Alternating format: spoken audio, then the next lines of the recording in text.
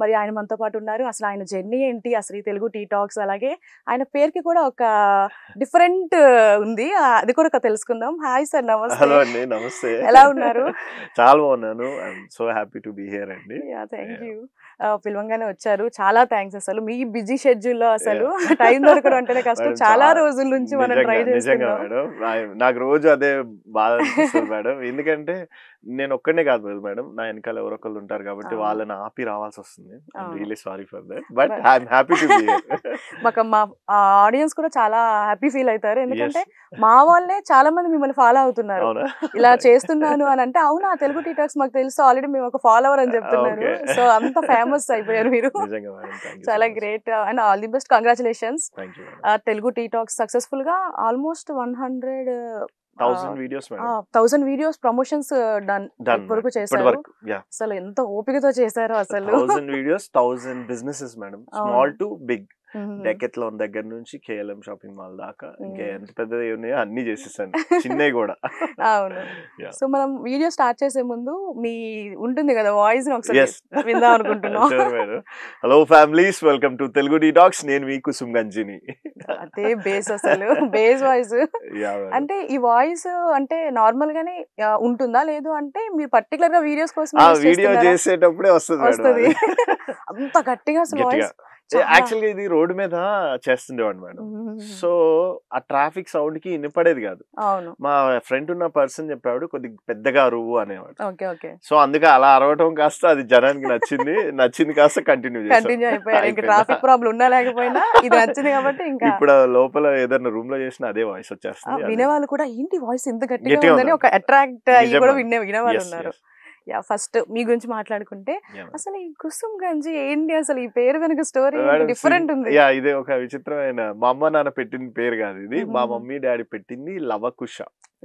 మా ఇద్దరం ట్విన్స్, మా సిస్టర్ నేను. సో తన పేరు లవ, నా పేరు కుష్. సో మా టీచర్ కుసుమ్ గంజి అని పెట్టేసేయండి అన్నట్లు ఆమె పెట్టింది అనుకుంటా. So that's how it became Kusum గంజి.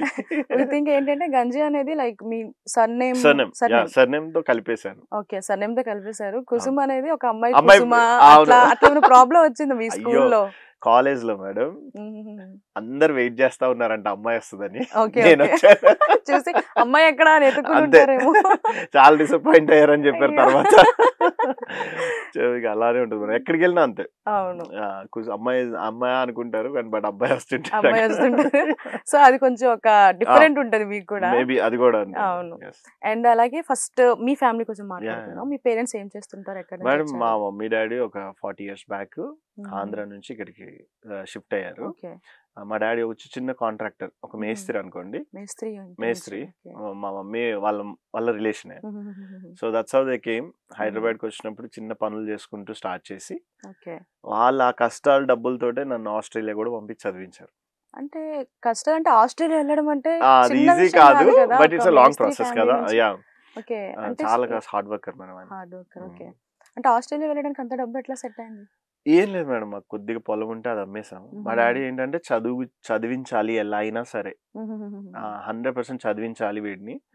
మా సిస్టర్స్ ని కూడా అలానే అందరు బీటెక్ చేసాము, చదివించాలి అనేసి ఆ పొలం అమ్మేసి ఆ కొంత డబ్బుతోటి లోన్ మీద వెళ్ళి చదువుకుందాం అనేసి అలా వెళ్ళాను.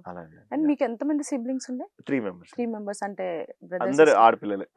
అందరు అక్కలే అందరు. వాళ్ళు ఏం చదువుకున్నారు? బీటెక్. అందరు బీటెక్, పెద్ద పెద్ద కంపెనీస్ లో వర్క్ చేస్తున్నారు హ్యాపీగా. ఒక సిస్టర్ మాత్రం నా తెలుగు టీ టాక్స్ లోనే పార్ట్నర్. ఆమె తన ఫ్రెండ్ యాక్చువల్ గా ఫౌండ్ చేసింది దీన్ని. Then I was member of it. Okay, nice. And అలాగే మీకు జగన్ గారికి కూడా ఒక అనుబంధం ఉంది. కొన్ని రీల్స్ లో కూడా చూసాను మిమ్మల్ని బాగా ట్రోల్ చేశారు. He likes me a lot madam. YS Jagan garu నన్ను చదివించారు. నేను ఏదైతే లోన్ తీసుకోవాలనుకున్నానో ఆ లోన్ ఆయన ప్రొవైడ్ చేశారు నాకు. సో మా డాడీ ఏమో పొలం అమ్మి కొంత డబ్బు ఇచ్చారు, ఆయన కొంత డబ్బు ఇలా చదివించారు. అండ్ నేను 86 aggregate% పాస్ అయ్యాను, టాప్ కాలేజ్ లో అది. So he was also happy. So నేను హ్యాపీగా ఉన్నాను. అంటే ఆయనతో కాంటాక్ట్ లోకి ఎలా వెళ్ళాలి? ఏం లేదు మేడం, సింపుల్. నేను ఎయిర్పోర్ట్ లో వెళ్తుంటే వైఎస్ రాజశేఖర్ రెడ్డి గారు, జగన్ గారు ఉన్నారు. అక్కడ నేను ఒక్కడే నిలబడి ఉంటే, హాయ్ సార్, ఇట్లా మా డాడీ చాలా ఇష్టపడతారు మిమ్మల్ని అని అడిగాను. అంటే అవునా అంటే ఎక్కడికి వెళ్తున్నావు అన్నారు. ఇట్లా ఆస్ట్రేలియా వెళ్తున్నాను, మాది చిన్న ఫ్యామిలీ, పొలం అమ్మాము అది దాని డీటెయిల్స్ అడిగారు, జస్ట్ నెంబర్ రాసి ఇచ్చారు.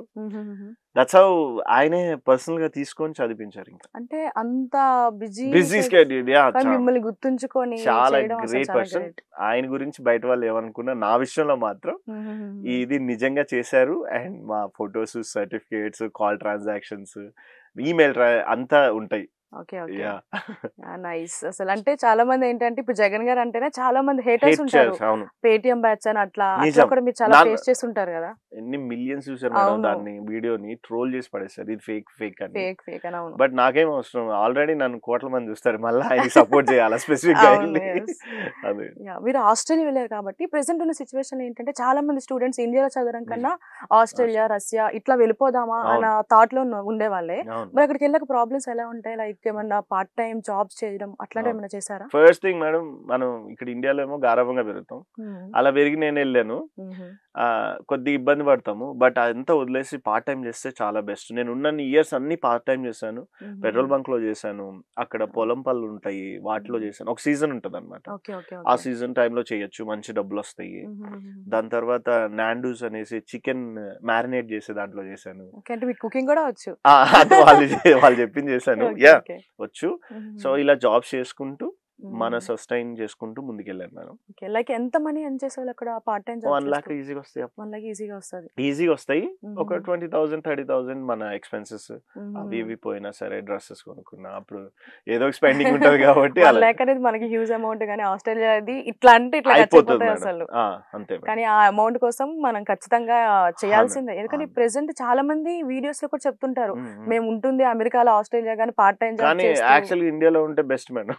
అవును, అక్కడికి వెళ్ళి గుడ్డు చాకరీ చేయడం కంటే ఇక్కడ కష్టపడి ఏదైనా చేసుకోవడం. But it's a good experience. Indians అందరూ అబ్రాడ్ వెళ్ళి రావాలి కంపల్సరీ. అవును, అక్కడ ఎలా ఉంది ప్రాసెస్ చేసి మన ఇండియా డెవలప్ చేసుకోవాలి. That's the point. అవును, ఓకే. మరి ఇప్పుడు ఆస్ట్రేలియా వెళ్ళి చదివారు, బీటెక్ చేశారు, కానీ అక్కడ జాబ్ చేయకుండా ఇండియాకి ఎందుకు మళ్ళీ రిటర్న్ అయ్యారు? లైక్ మేడం, నేను ఇండియా అంటే నేను అక్కడే ఉందాం అనుకున్నాను. ఒక 1 year జాబ్ చేశాను. ఒక్కడనే కొడుకుని కదా, ఇంకా మా మమ్మీ డాడీ వచ్చే అన్నారు. సరే అని చెప్పేసి వచ్చేసి ఏదో ఇండియాలో పొడి చేద్దాం అనుకున్నాను. కొన్ని రోజులు మా ఫ్రెండ్స్ అందరం కలిసి ఇట్లానే ఆర్ఫనేజ్ ఒకటి పెట్టాము. వచ్చిన తర్వాతే ఆస్ట్రేలియాలో కొంత డబ్బుని సేవ్ చేసుకున్నాను. ఆ డబ్బుని తెచ్చి 12 మంది పిల్లల్ని ఫస్ట్ అడాప్ట్ చేసుకున్నాం. యాక్చువల్లీ ఇంటర్మీడియట్ నుంచే నాకు ఒక కిడ్నీ మా ఇంట్లో పెరిగేటట్టు చేసుకున్నాను. అలా అలా అలా పెద్ద ఆర్గనైజేషన్ ఇంట్లోనే కిడ్నీ. అవును మేడం, మా మమ్మీ డాడీ యాక్సెప్ట్ చేశారు. సాయి అబ్బాయి పేరు, ఇప్పుడు బీటెక్ ఫైనల్ ఇయర్ చదువుతున్నాడు. ఇప్పుడు టోటల్ ఎంత మంది పిల్లలు? 15 members ఉంటారు. 15 members అంటే లాస్ట్ 12 members 1 year బ్యాక్ ఉండే, ఇప్పుడు 15 members. వాళ్ళని అంటే వేరేగా ఉంచుతున్నారా? కరెక్ట్ మేడం, అందరు ఆడపిల్లలే. సెపరేట్ గా పెట్టాము ఒక్కొక్క ఏరియా నుంచి. యాక్చువల్ గా నేను ఒక్కడనే కాదు, బట్ ఐఎమ్ ద ఫేస్. చాలా మంది అనుకుంటారు నేను ఒక్కడే అని, కాదండి. చాలా మంది హార్డ్ వర్క్ దాని బ్యాక్ సైడ్ ఉంది. అలానే అది నడిపిస్తున్నారు. కొంతమంది ఇల్లు ఇచ్చారు, కొంతమంది ఫుడ్ ఇచ్చారు, కొంతమంది టీచర్సే వచ్చి స్వయంగా చెప్పారు. ఇప్పుడు వాళ్ళు హ్యాపీగా ఒక ఏరియాలో మంచిగా లొకేట్ అయ్యి వాళ్ళు ఉన్నారు. గ్రేట్. ఒక ఆడపిల్లని కనాలంటేనే ఆడపిల్లనా అనే వాళ్ళకి ఒక ఇంతమంది ఆడపిల్లని అడాప్ట్ చేసుకుని అనేది అసలు చిన్న విషయం కాదు. మరి వాళ్ళు ఇప్పుడు మీతో కాంటాక్ట్ లా ఉంటున్నారు? ఆబ్వియస్లీ రోజు కాకపోయినా నేను యాక్చువల్ గా అబ్బాయిలు వెళ్ళకూడదు అనమాట ఆర్ఫనేజెస్ కి. సో ఆడపిల్లలు ఆర్ఫనేజెస్ కి నేనే ఫౌండ్ చేసినా కూడా వెళ్ళకూడదు. సో నేను వెళ్ళాలంటే పర్మిషన్ తీసుకొని నీట్ గా వెళ్తాను. బట్ ఆ రోజు ఫోన్ చేస్తాం, మాట్లాడతాం, ఎలా ఉన్నారు ఏంటి, వాళ్ళు నీట్ గా మాట్లాడతారు. ఇంటర్నెట్ లో వీడియోస్ ఉంటాయి, చూడొచ్చు చాలా మంది.